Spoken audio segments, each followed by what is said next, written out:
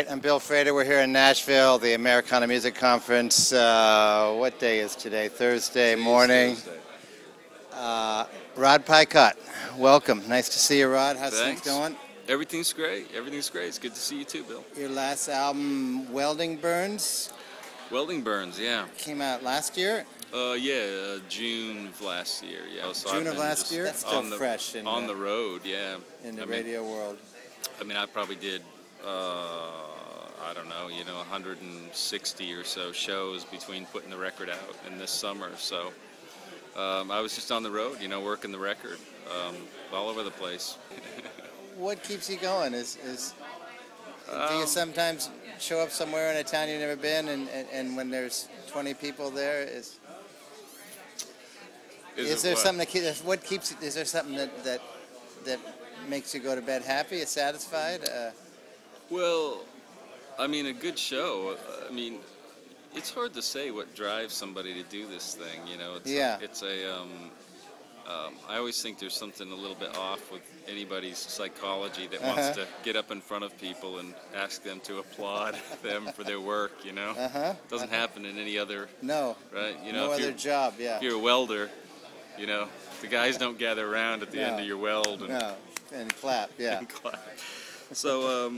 The psychology of doing it is a little odd. I think. It's the kind of job, it's the kind of endeavor that if you're not really driven to do it for whatever reason, you should not do it, because it's you have to. It's an illness.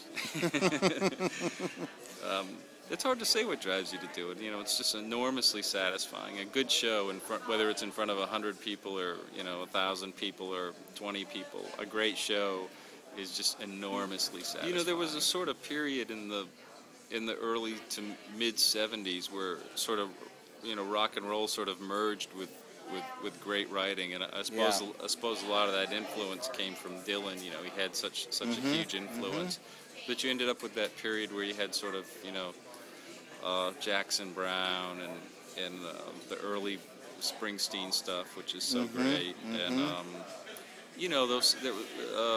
even somebody like Patti Smith,